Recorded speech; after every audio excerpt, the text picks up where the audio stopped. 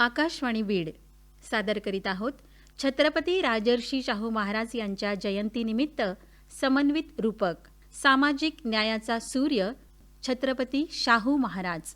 निवेदन गोपाल ठाकूर आणि पुष्कराज बेदरे. निर्मिती सहाय्य सुप्रभा जोशी. लेखन आणि सादर करते योगीराज बच्चे. वाग तायडे चहा लय भारी झालाय बघ. पण खरं सांगू का, आमच्या कुळाच्या चहाची चव लयच न्यारी बघ. अरे हो हो योगीराज, कोल्हापूरकरांचा प्रत्येक गोष्टीत आपलाच तोरा. पण योगी, मागच्या वेळेस तू म्हणाला होतास ना की कोल्हापूरची आज प्रगती आणि जी ओळख आहे त्याचं सगळं श्रेय राजर्षी शाहू महाराजांना जातं. मला खरंच जाणून घ्यायचंय त्यांच्याबद्दल. अरे गड्या तायडे, शाहू महाराज म्हणजे आमच्या कोल्हापूरचा श्वास बघ. विषय लयच हाड. लोक त्यांना फक्त राजा म्हणून नाही, लोक राजा म्हणून पुजतात. त्यांच्या विचारांना आणि कार्याला खरी कलाटणी मिळाली ती एका प्रसंगाने, आणि तो प्रसंग म्हणजे वेदोक्त प्रकरण. चल ऐकूया काय घडलं ते.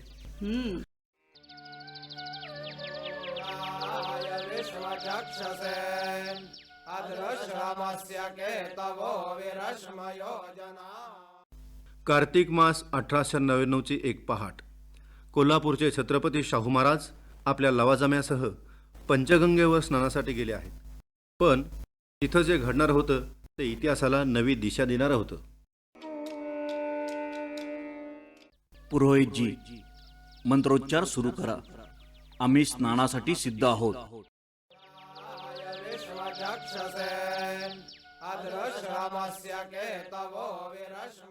महाराज, मी मंत्र म्हणतोच आहे, पण ते वेदोक्त नसून पुराणोक्त आहेत. काय म्हणताय पुरोहितजी? राजांच्या स्नानावेळी वेदोक्त मंत्राचीच प्रथा आहे, मग हा बदल का? क्षत्रिय राजांसाठी वेदोक्त मंत्र असतात, पण माझ्या मते सध्याच्या काळात सर्वच शूद्र आहेत, म्हणून मी पुराणोक्त मंत्रच म्हणणार. पुरोहितजी, तुम्ही म्हणताय त्याचा अर्थ कळतो का तुम्हाला? आम्ही या गादीचे वारसदार आहोत, छत्रपती आहोत. ते काहीही असो महाराज, धर्मशास्त्राचा अधिकार आमचा आहे. तुम्ही फक्त ऐकण्याचं काम करा.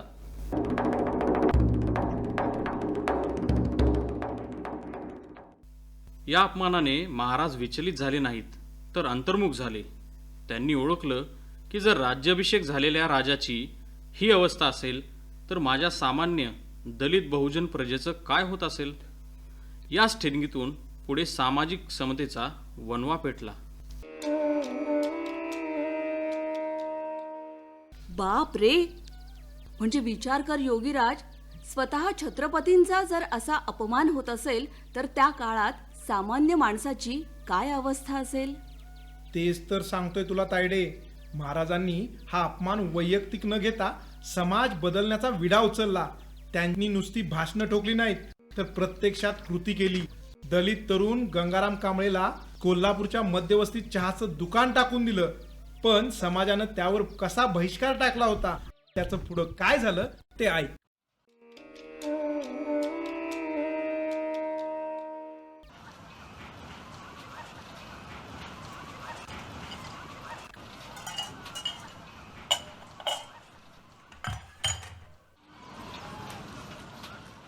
अरे, हे कोणाचं दुकान आहे? गंगारामचं? आपण इथं चहा प्यायचा? छे, धर्म बाटला असता आपला. हो ना, त्याच्या दुकानावर कुणी फिरकणार सुद्धा नाही. बघू तरी महाराज किती दिवस त्याला मदत करतात.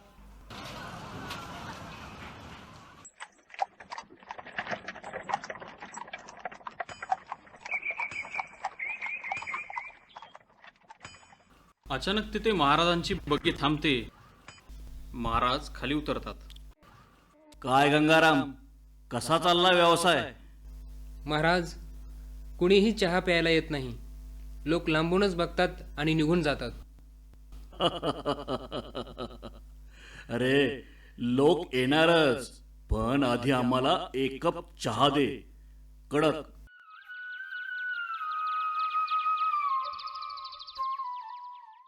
महाराज चहा पितात, आणि लोकांच्या घोळक्यात शांतता पसरते.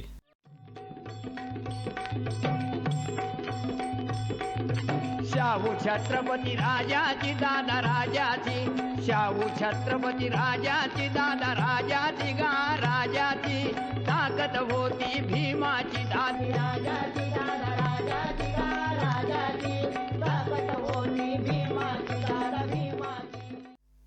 किती थोर विचार. स्वतः राजानं अस्पृश्य समजल्या जाणाऱ्या तरुणाच्या हातचा चहा पिऊन समाजाला जागं केलं. तुला सांगतो, प्रशासनात प्रत्येकाला समान हक्क मिळायला पाहिजे म्हणून महाराजांनी 26 जुलै 1902 आमच्या कोल्हापूर संस्थानात 50% जागा मागासवर्गीय आणि बहुजन समाजासाठी राखीव ठेवल्या. त्या काळात असा धाडसी निर्णय घेताना दरबारात काय वादळ उठलं असेल, चल ऐकूया.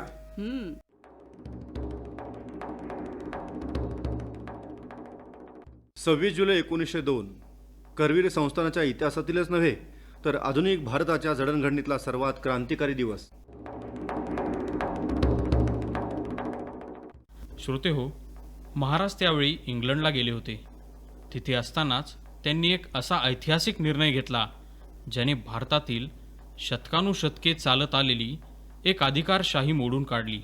तो निर्णय म्हणजे मागासवर्गीय आणि बहुजन समाजाला प्रशासनात 50% आरक्षण.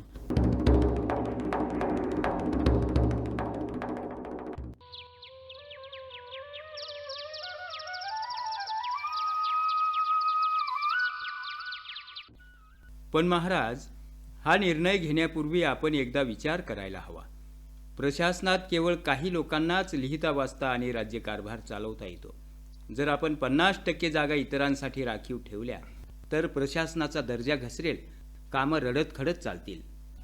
दिवाणजी, तुमचा हा युक्तिवाद आम्हाला मान्य नाही. दर्जा घसरेल ही भीती त्यांनाच वाटते ज्यांना आपली मक्तेदारी धोक्यात आल्यासारखी वाटते. सरकार तसं नाही, पण इतर समाजातील लोक अजून तितके शिकलेले नाहीत. त्यांच्याकडे गुणवत्ता कशी असणार?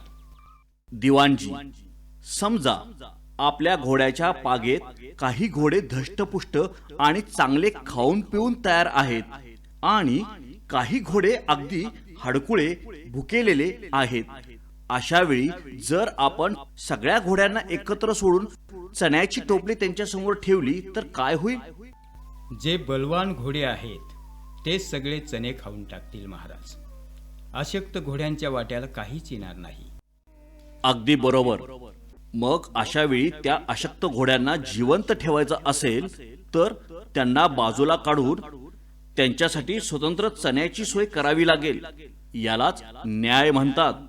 शिक्षणाअभावी आमची जी प्रजा मागे राहिली आहे त्यांना आधी ताकदीचे बनवणे हे आमचं कर्तव्य आहे. गुणवत्ता ही कोणाची जहागिरी नसते. संधी मिळाली की ती प्रत्येकामध्ये निर्माण होते.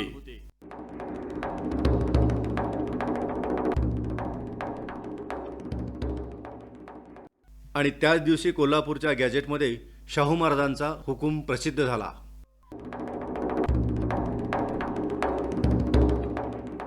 करवीर संस्थानातील मागासलेल्या प्रजेला सरकारी नोकरीमध्ये योग्य वाटा मिळत नाही, ही अत्यंत खेदाची गोष्ट आहे.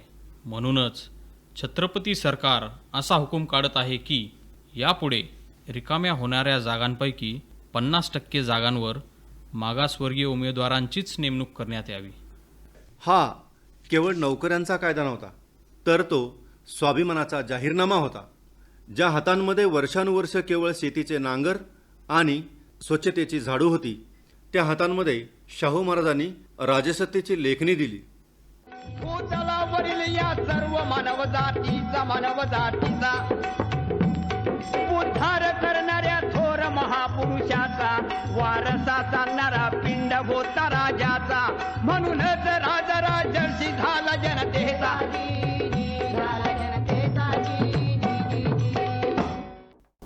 अद्भुत. घोड्यांचं हे उदाहरण देऊन महाराजांनी आरक्षणाची खरी व्याख्याच पटवून दिली. पण योगीराज, आरक्षणाचा फायदा मिळण्यासाठी बहुजनांची पोरं शिकली पाहिजेत ना. त्यासाठी काय केलं महाराजांनी? अगं तायडे, नेमका हाच विचार करून महाराजांनी कोल्हापुरात मोफत आणि सक्तीचं प्राथमिक शिक्षण सुरू केलं आणि दूरवरून येणाऱ्या मुलांचा राहण्याचा प्रश्न सुटावा म्हणून वसतिगृहांचं जाळं विणलं. नुसतं शिक्षणच नाही तर आपली कोल्हापुरी कुस्ती, कला आणि संस्कृतीला त्यांनी राजाश्रय दिला.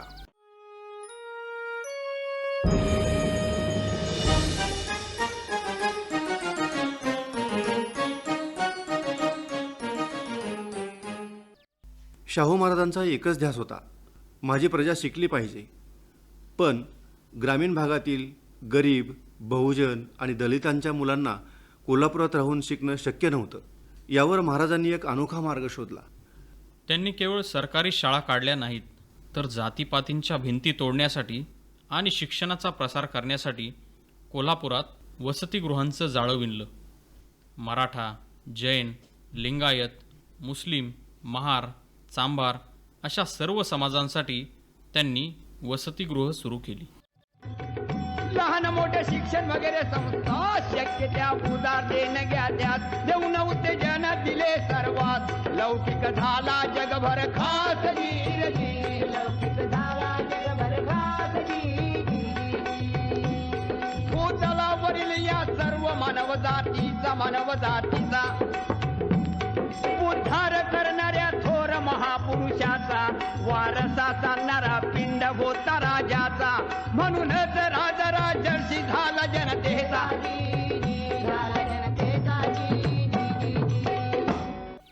अहो कारभारी, नुसत्या शाळा काढून पोरं शिकणार नाहीत, लांबून येणाऱ्या या गरीब मुलांच्या राहण्याची आणि जेवणाची सोय झाली पाहिजे, तरच मायबाप आपल्या पोरांना शहरात पाठवतील. होय सरकार, पण वेगवेगळ्या जातीची मुलं एकत्र राहतील का?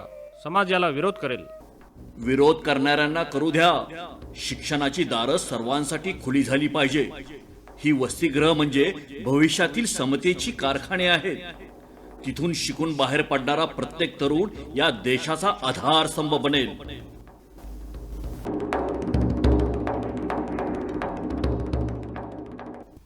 शिक्षणा इतकीच महाराजांची दुसरी आवड म्हणजे कुस्ती. कोल्हापूरला कुस्तीची पंढरी बनवणारे राजे म्हणजेच शाहू छत्रपती भारताच्या कानकोपऱ्यातून मल्लांना कोल्हापुरात आणलं.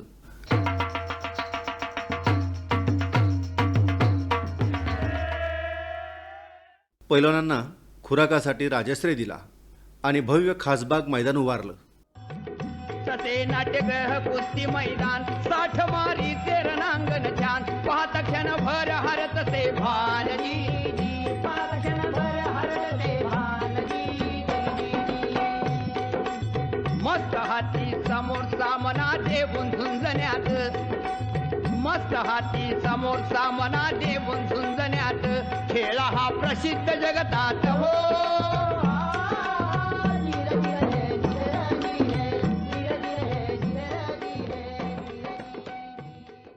शाहू महाराज हे केवळ मल्लांचेच नाही, तर कलावंतांचेही राजे होते. संगीत, नाटक, चित्रकला आणि चित्रपटसृष्टीची पाळंमुळं कोल्हापुरात महाराजांनीच रुजवली. बालगंधर्व असोत किंवा चित्रकार आबालाल रहिमान, महाराजांनी प्रत्येकाच्या कलेची कदर केली. म्हणूनच कोल्हापूर आज कलेची काशी म्हणून ओळखले जाते. स्वतःचा राजेशाही थाट बाजूला सारून सामान्य जनतेच्या सुखासाठी, हक्कासाठी आणि स्वाभिमानासाठी आयुष्य वेचणाऱ्या या लोकराजाला कोटी कोटी प्रणाम. छत्रपती शाहू महाराज की, छत्रपती शाहू महाराज की, छत्रपती शाहू महाराज की. शाहू छत्रपती लोकराज हा प्रिय झाला सकला.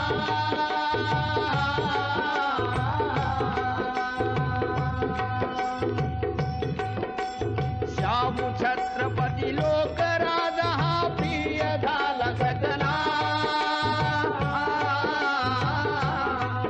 आणि जिकडे तिकडे सत्कीर्तीचा झाला बोलबाला.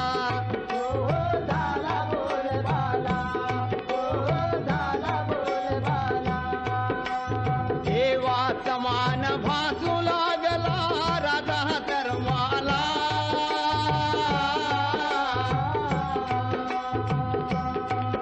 आणि म्हणूनच घ्यावे भासती गरज देवाला हो गरज देवाला हो गरज देवाला. योगीराज, आज आकाशवाणीच्या एखाद्या उत्तम रूपकासारखा शाहू महाराजांचा संपूर्ण इतिहास तू मला जिवंतपणे ऐकवलंस रे. मला खरंच अभिमान वाटतोय की माझ्या मामाचं गाव कोल्हापूर आहे आणि तिथं अशा महान लोकराजाने राज्य केले. मॅग, कोल्हापूरकर उगाच हवेत नसतात. कोल्हापूरची शान आमचं राजश्री शाहू महाराज, आमच्या कोल्हापूरचा अभिमान राजश्री शाहू महाराज. चल तायडे, आता इतिहास तर समजला, पण तुझ्या बीडचा भूगोल अर्थात कंकाळेश्वर आणि बिंदुसरा धरण मला दाखवायला पाहिजेस बरं का. नक्कीच योगी, उद्या सकाळीच निघूया. चल, आधी गरमागरम जेवण करूया.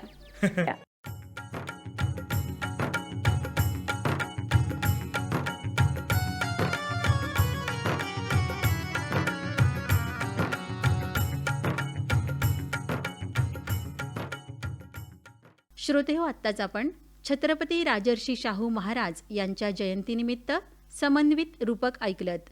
सामाजिक न्यायाचा सूर्य छत्रपती शाहू महाराज.